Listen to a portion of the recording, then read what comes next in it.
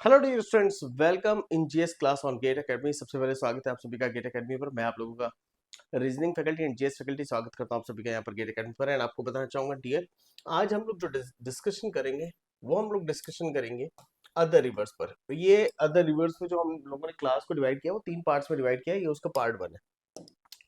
चलिए, सबसे पहले हम कुछ बेसिक चीजों के बारे में समझ लेते हैं डियर। अगर आप UP SC A pre and mains की तैयारी कर रहे हैं तो आपको कंप्लीट कोर्स हम लोग दे रहे हैं 1111 रुपए में। अगर आपका टारगेट है आरआरबी जेई 2024, 7900 प्लस वैकेंसीज थी। सीबीटी 2 499 रुपए में। सीबीटी 1 एंड 2 का कोर्स था 777 में। तो देखिए, इससे सस्ता कहीं आपको मिलेगा नहीं। दूसरा, गेट एकेडमी आपको देती है 2022 को 26 को टारगेट करते हुए कंप्लीट कोर्स 2222 में। 2027 को टारगेट करते हुए कंप्लीट कोर्स 3,333 रुपए में। 2028 को टारगेट करते हुए कंप्लीट कोर्स 5,555 रुपए में। RRB JE and SSC JE अगर हम यहाँ पर बात करें तो 777 में आपको मिलता है कंप्लीट कोर्स। कोई भी कोर्स आप लेते हैं। कैंपस रिक्रूटमेंट ट्रेनिंग कोर्स आपको मिलता है 777 में। All state and JE exam 777 में। स्मार्ट कोर्स एंड डोपामाइन आपको मिलते हैं 1,111 रुपए में 777 में। ये सी नॉन टेक के लिए। एंड आपका स्टेट सब्जेक्ट वाइज कॉम्बोज भी मिल जाएंगे जी। अगर देखिए, अगर आप गेट एकेडमी का कोर्स 2026 को टारगेट करते हो, एक्सटेंशन चाहते हैं तो 1500 रुपए में मिल रहा है। यूपीपीएससी ए प्री वन मेंस 1,111 रुपए में। साथ ही आप अगर देखेंगे डियर तो यहाँ पर आप ऑनलाइन टेस्ट सीरीज भी परचेज कर सकते हैं जिसकी कॉस्ट बहुत कम होगी। एंड टोटल 140 को, जिसमें basic level 10 test, 10 advance level के, multiple subject test, chapter wise test and full length test आपको यहाँ पर मिलेंगे। साथ ही गेट सिविल पीवाई क्यूज आप ई बुक परचेस करते हैं वॉल्यूम 1 222 रुपए प्लस जीएसटी में। जहां पर आपके टोटल जो पेजेस की बात करेंगे डियर, अगर हम तो पेजेस आपके यहाँ पर मिलेंगे 790 पेजेस। नेक्स्ट, अगर हम जाते हैं GATE civil PY Qs volume 2 पर, तो डियर ये आपको मिलेगा 828 रुपए में कंप्लीट। सॉरी, 828 पेजेस के साथ 222 रुपए में। एंड एप्टीट्यूड के लिए numerical aptitude, logical, verbal and special aptitude के लिए आपको 521 पेजेस के साथ ये बुक मिल रही है। सीजी व्यापम सब इंजीनियरिंग जिसमें 118 प्लस 86 पोस्ट है। गेट एकेडमी आपको ये कोर्स देता है सिविल इंजीनियरिंग का, सीजी व्यापम सब इंजीनियरिंग का 777 में। तो इससे सस्ता और कहा। एंड साथ ही अगर आप देखिए आरपीएससी असिस्टेंट इंजीनियर के लिए 1000 प्लस पोस्ट आपको यहाँ पर मिल रही है, जहां पर गेट एकेडमी पूरा कंप्लीट कोर्स दे रहा है सिविल इंजीनियरिंग का। यहाँ पर देखिए Rajasthan PSC A pre and mains, और ये कोर्स आपको केवल 777 में मिलता है।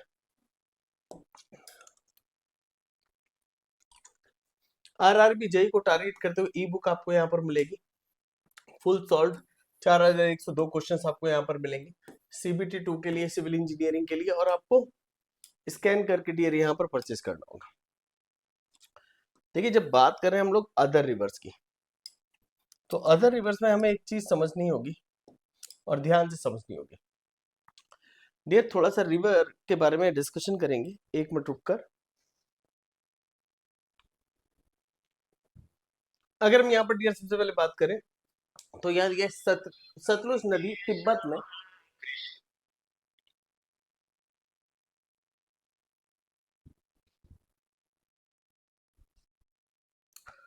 देखिए, अगर हम बात करें सतलुज नदी तिब्बत में कैलाश पर्वत और मानसरोवर झील के पास राकस झील से निकलती है।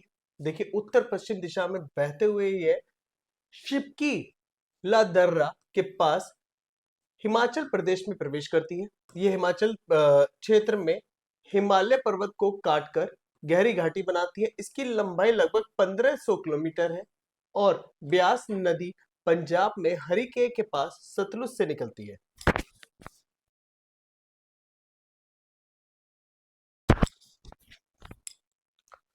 देखिए, अगर हम बात करें यहाँ पर सोन नदी के बारे में, सोन नदी मध्य प्रदेश के शहडोल जिले में अमरकंटक पहाड़ियों के पास से निकलती है। मध्य प्रदेश, उत्तर प्रदेश, झारखंड और बिहार से होकर बहती हुई यह पटना बिहार के पास गंगा नदी में मिलती है। इसकी मुख्य सहायक नदियां रिहंद और उत्तरी कोयल है। अब बात करें हम लोग नेक्स्ट अदर नदियों में, तो एक नदी हमारी आती है कोसी नदी, जो कि पूर्वी नेपाल के गोसाईठान से निकलती है।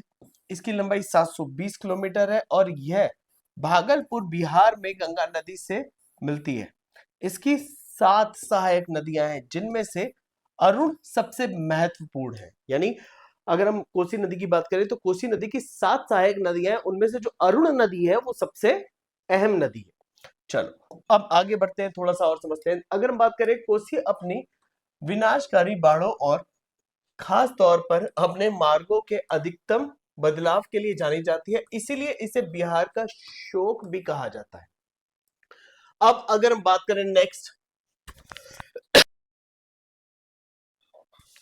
दामोदर नदी की, तो दामोदर नदी जो है वो बंगाल का शोक भी कहा जाता है इसको, क्योंकि यह हुगली, बर्धमान और मोदिनीपुर जिलों के कई इलाके को बहाती है। ठीक है, और यह छोटा नागपुर पठार क्षेत्र से निकलती है। यह एक दरार घाटी से होकर बहती है। तो क्लियर है डियर। नेक्स्ट आती है हमें, अगर हम बात करें इसके बारे में, इसकी कई सहायक नदियां जैसे बराकर, कोनार और जमुनिया। देखिए अगर हम इसमें और आगे बढ़ते हैं तो इसके बारे में कुछ पता पड़ता है कि इसकी कुल जो लंबाई है वो 592 किलोमीटर है। साथ ही यह रूपनारायण नदी का पानी लेकर कोलकाता से 55 किलोमीटर दक्षिण में हुगली में बहती है।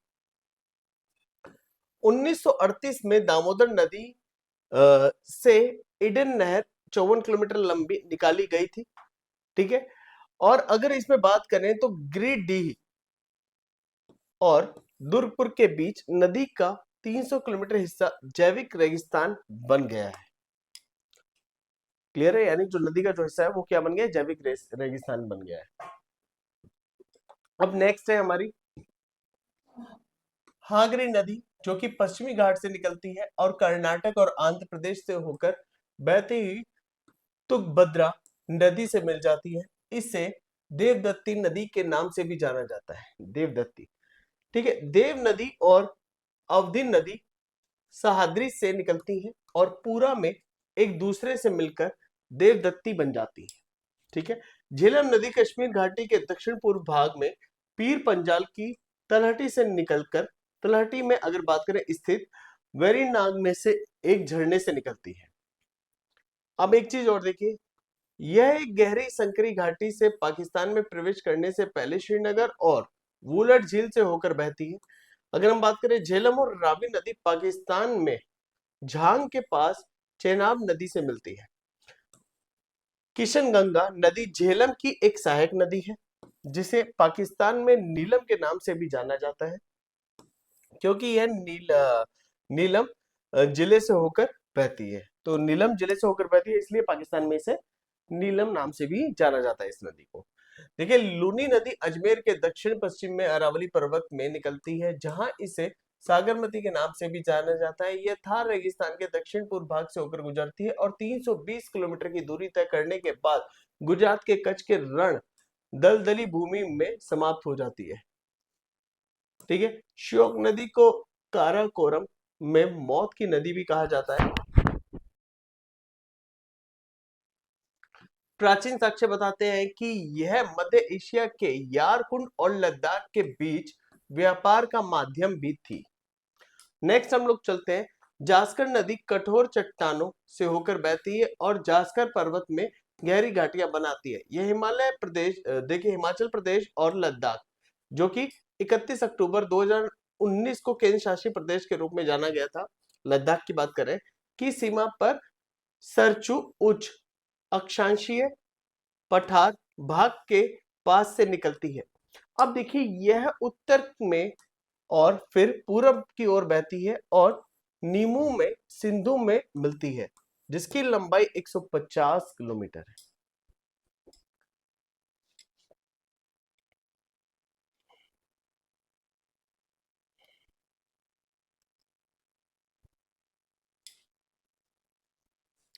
स्पीति नदी कुंजुन दर्रे से 4551 मीटर की ऊंचाई पर निकली है। यह हिमाचल प्रदेश में कन्नौज जिले में नामगिया के पास सतलुज नदी में मिल जाती है। अब नेक्स्ट अगर हम बात करें काली नदी के बारे में, काली नदी के बारे में हमें थोड़ा सा पढ़ना पड़ेगा और समझना पड़ेगा।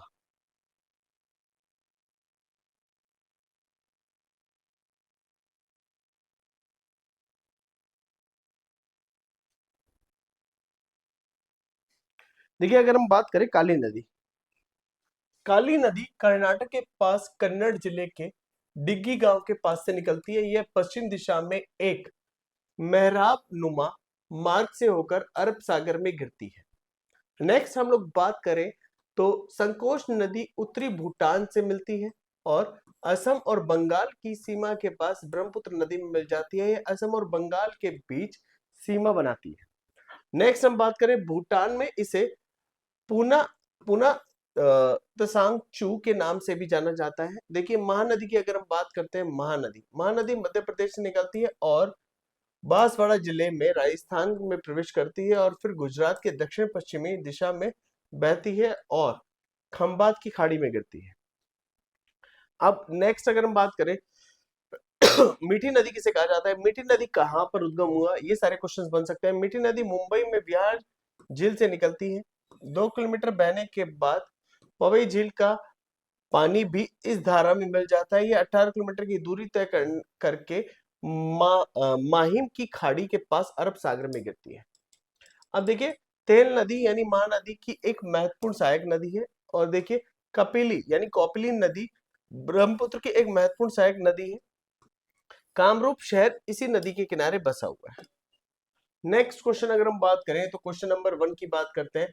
देखिए सिंधु नदी, पहला क्वेश्चन जो हमारा बन के आया है, सिंधु नदी प्रणाली के संदर्भ में निम्नलिखित में से 4 नदियों में से 3 उनमें से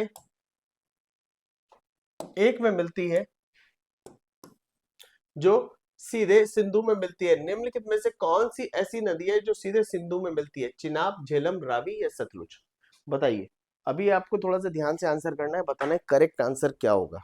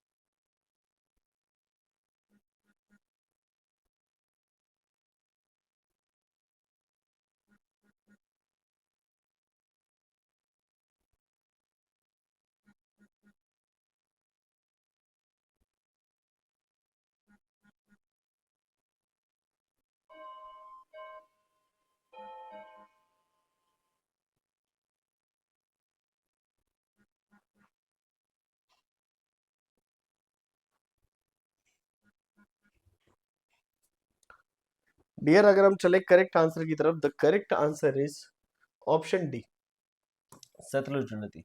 रावी और झेलम नदी चिनाब में मिलती है, चिनाब सतलुज में मिलती है और फिर सतलुज सिंधु नदी में मिल जाती है। The correct answer is option D. अब यहां पर देखिए देखिए अगर हम बात करें तीस्ता, तीस्ता नदी के संदर्भ में निम्नलिखित कथनों पर विचार करें। नंबर 1, तीस्ता नदी का स्रोत ब्रह्मपुत्र के समान ही है लेकिन यह सिक्किम में होकर बहती है। अब दूसरा कह रहा है रंगीत नदी सिक्किम में निकलती है और यह तीस्ता नदी की सहायक नदी है। तीसरा कह रहा है तीस्ता नदी भारत और बंगाल की सीमा पर बंगाल की खाड़ी में गिरती है। चौथा कह रहा है और देखिए उपरोक्त दिए गए कथनों में से कोई भी सही नहीं है, यानी ये हमारा एक ऑप्शन था, यानी तीसरा नदी भारत और बंगाल की सीमा पर बंगाल की खाड़ी में गिरती है और उपरोक्त दिए गए कथनों में से कोई भी सही नहीं है। तो पहला और तीसरा सही है, दूसरा सही है, दूसरा सही है, या पहला दूसरा तीसरा सही है। तो ये एक्चुअली चौथा ऑप्शन के रूप में एक तरीके से आ रहा है। सॉरी, उपरोक्त दिए गए कथनों में से कौन सा कथन सही है, ये आपका प्रश्न है, आपको बताना है, ध्यान से आंसर करना है कि कौन सा कथन आपका यहाँ पर सही हो रहा है। ध्यान से आंसर करें।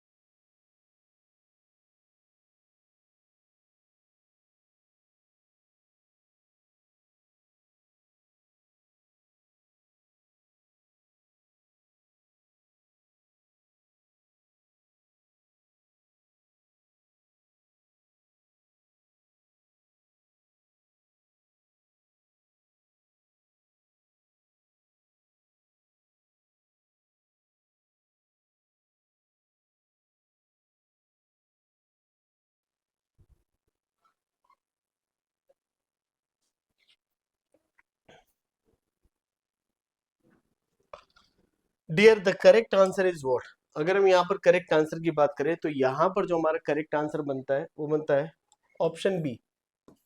तीजन नदी सिक्किम में लगभग 5280 मीटर की ऊंचाई पर स्थित है और खानचुंग छो नामक ग्लेशियर झील से निकलती है। अगर बात करें ब्रह्मपुत्र का उद्गम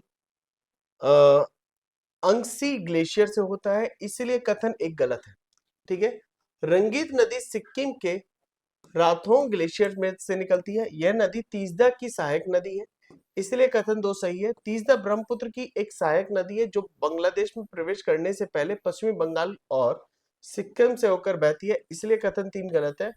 तो करेक्ट आंसर आपका जाएगा that is B, option B.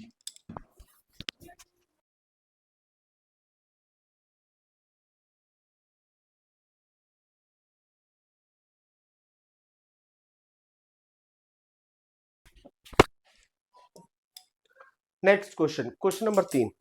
Question number 3 dear हमसे कह रहा है, सॉरी, क्वेश्चन नंबर 3 में कह रहा है भारत की निम्नलिखित में से कौन सी नदी हिमालय की सभी श्रेणियों को काटती है? ध्यान से आंसर कीजिएगा। कौन सी नदी हिमालय की सभी श्रेणियों को काटती है?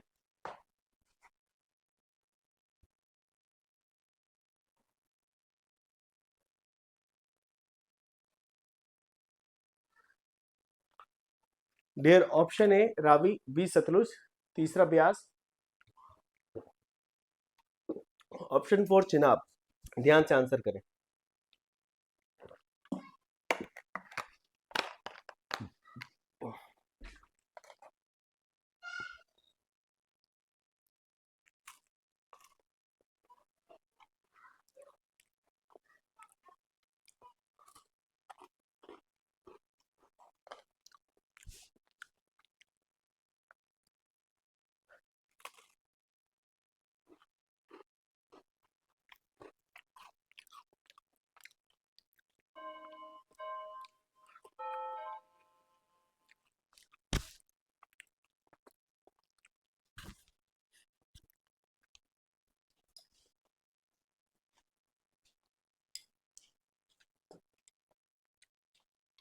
डियर अगर हम यहाँ पर बात करें, हमारा जो करेक्ट आंसर बनेगा, the correct answer is B, Sutlej नदी। सतलुज नदी तिब्बत में राकस झील से निकलती है, उत्तर पश्चिम की ओर बहते हुए ये शिपकी ला के पास अगर बात करें हिमाचल प्रदेश में प्रवेश करती है। यह हिमालय की श्रेणियों को काटते हुए गहरी घाटियां भी बनाती है। यह एक ट्रांस हिमालयी नदी है। यह आगे बहती है और ब्यास नदी पंजाब के हरिके के पास इनमें से मिलती है। इसकी कुल लंबाई लगभग 1500 किलोमीटर है। तो हमारा जो करेक्ट आंसर है that is option B, B is the right answer. Clear है? नेक्स्ट क्वेश्चन, निम्नलिखित में से कौन सी नदी ट्रांस हिमालयन नदी है? झेलम, सतलुज, गंगा या रावी? यूपीपीसीएस प्री 2020 में पूछा हुआ प्रश्न है।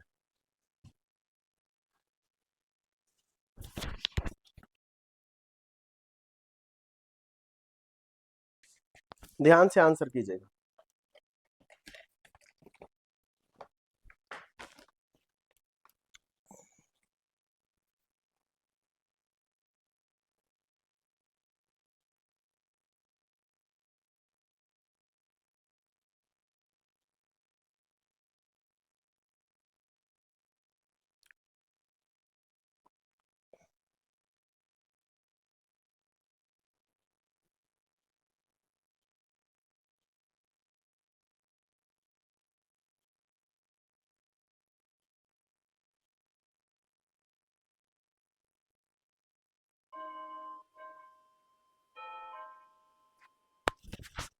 Time up.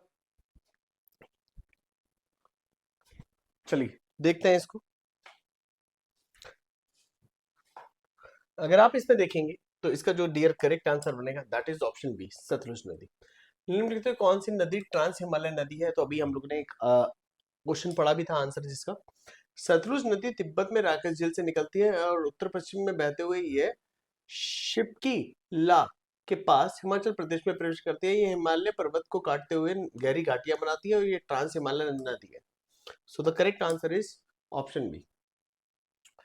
नेक्स्ट हमारा आ रहा है क्वेश्चन नंबर 5। क्वेश्चन नंबर 5 क्या हमारा, दूधगंगा नदी कहाँ स्थित है? जम्मू और कश्मीर में, हिमाचल प्रदेश में, उत्तराखंड में या पश्चिमी बंगाल में? दूधगंगा नदी। और यूपीपीसीएस प्री में 2015 में पूछा हुआ प्रश्न है, ध्यान से आंसर कीजिएगा।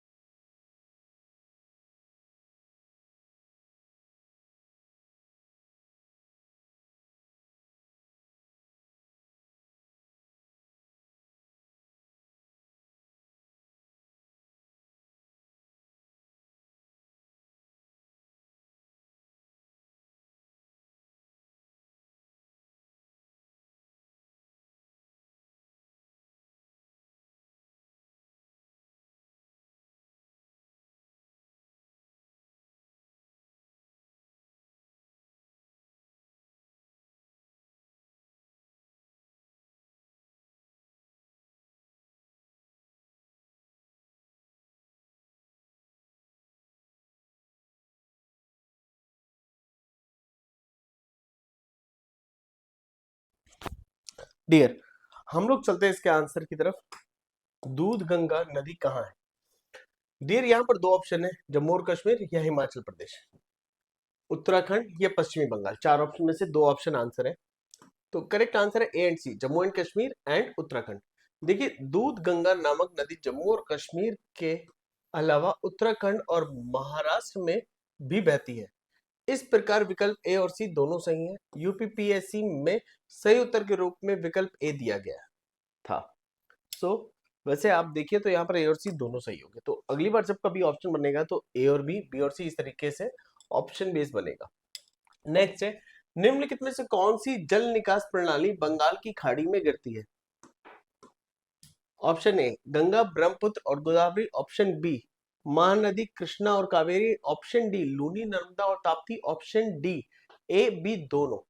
ठीक है, और ये 56वीं 59वीं बीपीएससी प्री 2015 परीक्षा में पूछा हुआ प्रश्न है, ध्यान से आंसर करना।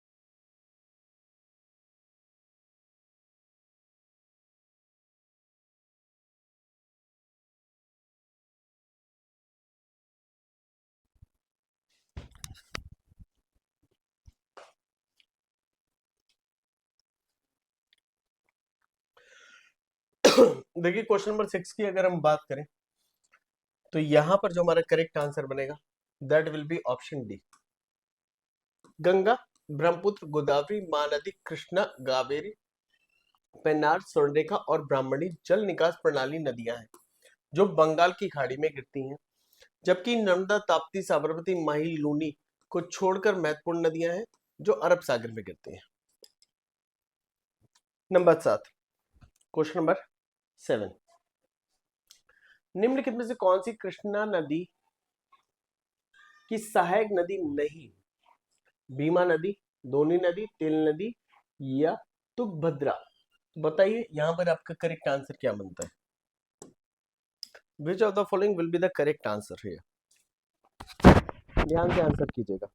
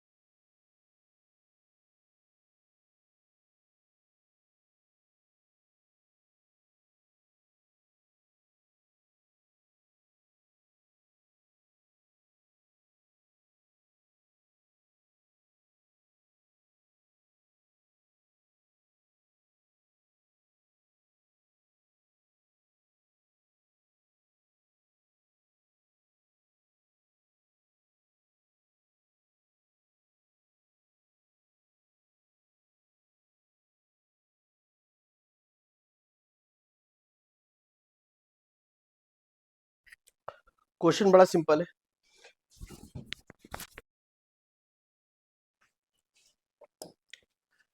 देखिए, निम्नलिखित में से कौन सी कृष्णा नदी की सहायक नदी नहीं है? भीमा, दोनी, तेल या तुंगभद्रा? तो डियर द करेक्ट आंसर है तेल महानदी की सहायक नदी नहीं है। ना ही कृष्णा नदी की प्रमुख सहायक नदियों की अगर हम बात करें तो कोयना, हिरला, वर्णा, पंचगंगा, घाट प्रभा, भीमा और तुंगभद्रा है। तो करेक्ट आंसर आपका यहाँ क्या बना? Option C. Next, question number 8। Question number 8 की अगर हम बात करें, क्वेश्चन नंबर 8 बड़ा सिंपल सा है, जिसमें कह रहे हैं आपसे तेल नदी निम्नलिखित में से किस नदी की सहायक नदी है? बागमती, घाघरा, गंडक या कमला?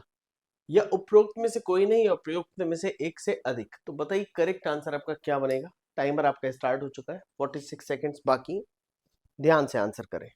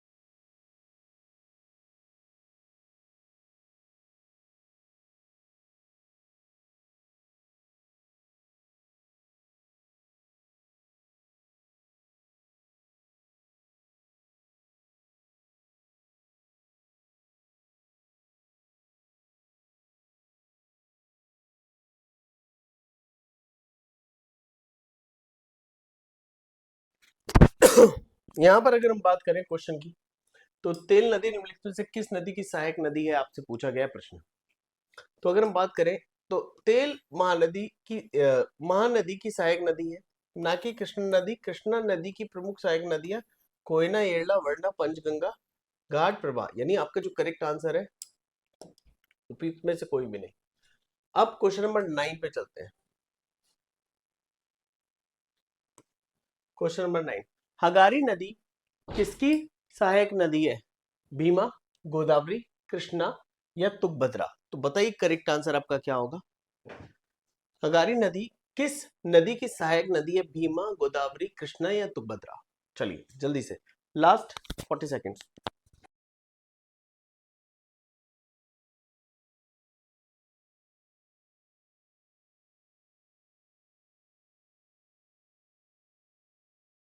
चलिए फोकस होके आंसर कीजिएगा, जल्दबाजी बिल्कुल मत कीजिएगा।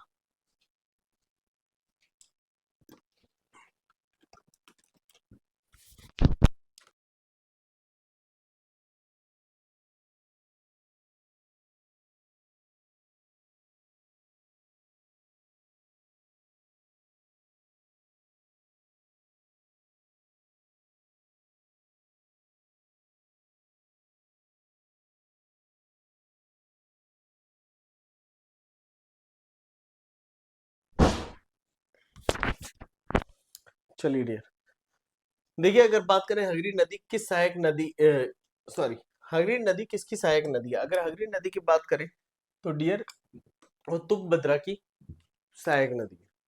देखिए हगरी नदी पश्चिमी घाट से निकलती है और कर्नाटक और आंध्र प्रदेश से होकर तुंगभद्रा में मिलती है। इसे देववती के नाम से भी जाना जाता है। वेद और अवधि नदियां सह्याद्री से निकलती हैं, पूरा में एक दूसरे से मिलती हैं और देवदत्ती के नाम से जानी जाती है। Next question, question number 10।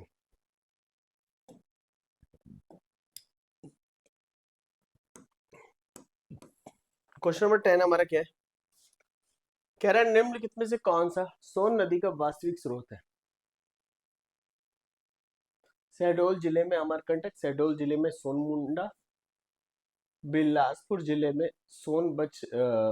बछरवार और मंडला पठार? बताइए करेक्ट आंसर आपका यहाँ पर क्या होने वाला है?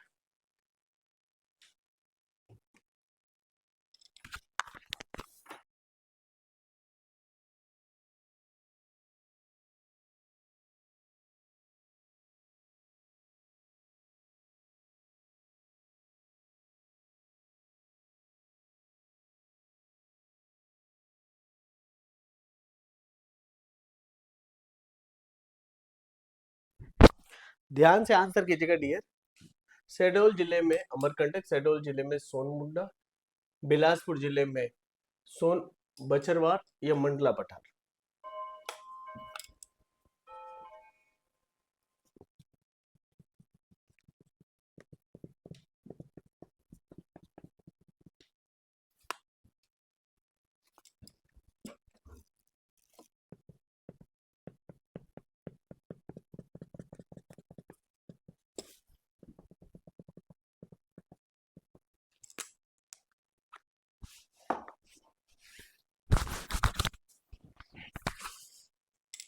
The correct answer is what?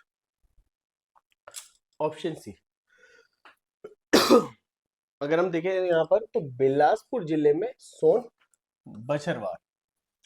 देखिए, सोन नदी के उद्गम के संबंध में दो राज्य मध्य प्रदेश और छत्तीसगढ़ का अपना दावा है, जो प्रति दावा है।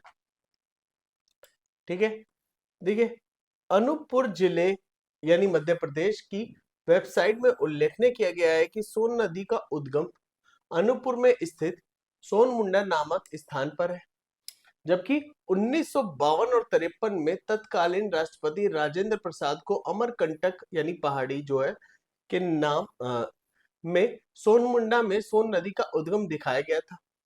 इस कारण से सोनमुंडा अनूपपुर जिला पूर्व में शहडोल जिले का हिस्सा है ने लोकप्रियता हासिल की और विभिन्न प्रकाशित स्रोतों में से सोन नदी के उद्गम स्थान के रूप में सार्वजनिक मान्यता प्राप्त की।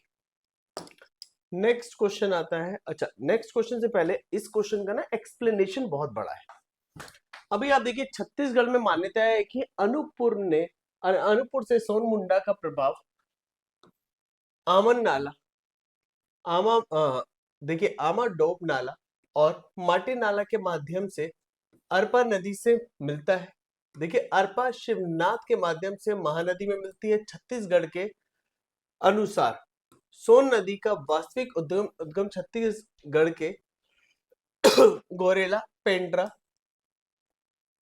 मरवाही यानी पूर्व में बिलासपुर जिले का हिस्सा था। जो जिले का सोन बछराव गांव है। सोन बछराव के समर्थन में तथ्यात्मक विवरण सीधा जिले के प्रमाणिक मानचित्र में उपलब्ध है। देखिए, भारतीय सर्वेक्षण विभाग मध्य प्रदेश और छत्तीसगढ़ के संयुक्त राज्य के दौरान प्रकाशित ये किया गया था कि पुरातत्व सर्वेक्षण विभाग 19वीं शताब्दी और देव कुमार मिश्रा की पुस्तक सोन के पानी का रंग भारत सरकार के जल शक्ति मंत्रालय के भारत जल संसाधन सूचना प्रणाली के अनुसार सोन नदी का उद्गम छत्तीसगढ़ में मैकल पर्वत श्रृंखला की अमरकंटक पहाड़ी पर स्थित है। देखिए, अब देखिए पर्यावरण मंत्रालय के एनविस सेंटर के अनुसार भी सोन नदी का उद्गम स्थल पेंड्रा रोड तहसील है। देखिए, वर्तमान में यह तहसील छत्तीसगढ़ के गोरेला पेंड्रा मरवाही जिले में स्थित है। अभी भी बात यहाँ पर खत्म नहीं हुई, तो आगे जो डिस्कशन है, भारत सरकार के महापंजीयन एवं जनगणना आयुक्त कार्यालय द्वारा प्रकाशित जिला जनगणना पुस्तिका बिलासपुर में उल्लेखनीय पंक्तियां देखें। यहाँ कह रहा है, कहावत के अनुसार सोन नदी अमरकंटक से निकलती है, लेकिन भूगर्भ शास्त्रियों के अनुसार यह नदी छत्तीसगढ़ के पेंड्रा रोड से लगभग 19 किलोमीटर दक्षिण पूर्व के सोनकुंड से निकलती है। दरअसल भ्रम इस बात से पैदा होता है कि दोनों की स्थिति पर अगर हम बात करें तो सोन नदी का उद्गम कुंड तालाब में दर्शाया गया है। इसके बाद नदी भूमिगत हो जाती है। सतह से सोन नदी अनूपपुर जिले में यानी चोलना गांव से निकलती है। अगर हम बात करें पौराणिक कथाओं के अनुसार सोन नर जो कि नर्मदा मादा प्रेमी की तहत है, को इस प्रकार की नदियों का उद्गम बहुत करीब यानी एक ही स्थान से नहीं हो सकता। एक ही स्थान से निकलने वाली नदियां भाई बहन के रूप में होती हैं। इस दृष्टिकोण से देखा है तो सोन का उद्गम छत्तीसगढ़ की झुका हुआ प्रतीक होता है। अब अभ्यर्थी क्या करें? सबसे बड़ा क्वेश्चन ये उठता है कि अगर ऐसा क्वेश्चन आएगा तो स्टूडेंट्स क्या करेंगे? फिर यदि सोन के उद्गम के विकल्प में मेकाल पर्वत श्रृंखला अथवा अमरकंटक पहाड़ी है तो कोई समस्या नहीं है, क्योंकि दोनों ही स्थल मैकाल पर्वत की अमरकंटक पहाड़ियों पर स्थित है। यदि विकल्प केवल अनूपपुर अथवा केवल सोनबछरवार रहता है तो कोई समस्या नहीं है, क्योंकि दोनों ही स्थान उद्गम स्थल के रूप में मान्यता प्राप्त करते हैं। यदि दोनों ही स्थान विकल्प में दिए हैं तो सबसे पहले यह देखना होगा कि यह प्रश्न किस राज्य की परीक्षा में पूछा गया है। यदि प्रश्न मध्य प्रदेश में पूछा गया है तो उत्तर अनूपपुर होना चाहिए, और यदि छत्तीसगढ़ की में पूछा गया है तो उद्गम स्थल के रूप में छत्तीसगढ़ का स्थान चुनना होगा।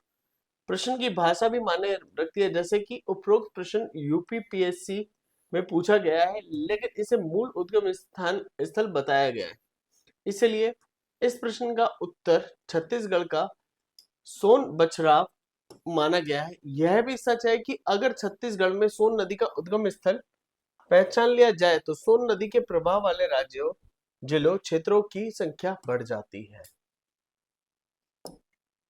चलो नेक्स्ट क्वेश्चन, क्वेश्चन नंबर 11 पर अभी हम आ जाते हैं। क्वेश्चन नंबर 11 कह रहा है निम्नलिखित में से नदियों पर विचार करें। किशन गंगा, गंगा, वैनगंगा, पैनगंगा दक्षिण उत्तर दक्षिण दिशा में व्यवस्थित होने पर इन नदियों का सही क्रम क्या होगा। देखिए 4 नदियों के नाम दिए और कह रहा है उत्तर दक्षिण में व्यवस्थित होने पर इन नदियों का सही क्रम क्या होगा।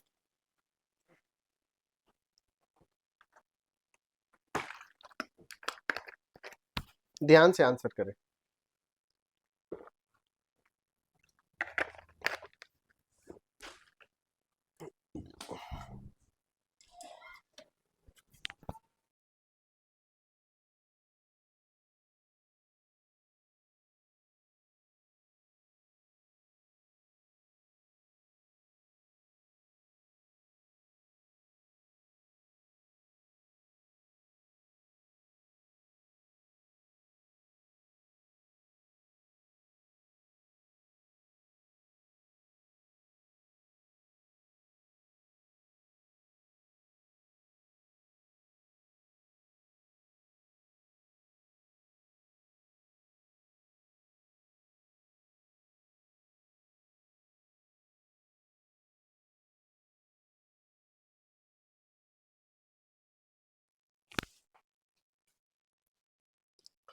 डियर, अगर हम यहाँ पर करेक्ट आंसर की बात करें, the correct answer is option A. A क्यों? सबसे पहले आएगी किशन गंगा, फिर आएगी गंगा, फिर पैनगंगा, फिर सॉरी वैनगंगा, फिर पैनगंगा। अगर हम बात करें किशन गंगा जम्मू और कश्मीर में झेलम की एक सहायक नदी है। इस प्रकार ये चारों में सबसे उत्तरी है। ठीक है। इसके दक्षिण में गंगा है जो कि उत्तराखंड में गंगोत्री ग्लेशियर से निकलती है। जो पैनगंगा और वैनगंगा दोनों गोदावरी की सहायक नदी है। वैनगंगा उत्तर में और पैनगंगा दक्षिण में है। इस प्रकार चारों नदियों का उपयोग उत्तर से दक्षिण की ओर सही क्रम यही है, किशनगंगा, गंगा नदी, वैनगंगा, पैनगंगा। नेक्स्ट क्वेश्चन आता है हिमाचल प्रदेश हिमाचल प्रदेश से हिमाचल प्रदेश से होकर गुजरने वाली नदियां कौन सी हैं? केवल व्यास और चिनाब, केवल व्यास और रावी, केवल चिनाब, रावी और सतलुज, व्यास, चिनाब, रावी, सतलुज और यमुना। बताइए करेक्ट आंसर क्या होगा। Question number 12।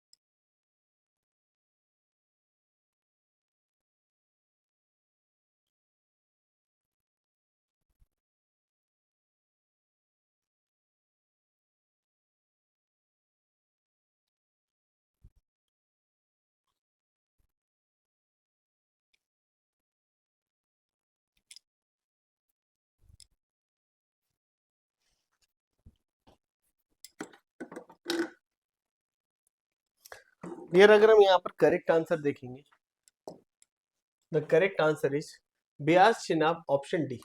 ब्यास, चिनाब, रावी, सतलुज और यमुना मुख्य नदियां हैं जो हिमाचल प्रदेश से होकर गुजरती है। ये हमारा क्या हो जाएगा, करेक्ट आंसर हो जाएगा। चलिए आज के लिए इतना ही। Thank you very much. मिलते हैं नेक्स्ट क्लास में। Tata bye, love you all, take care.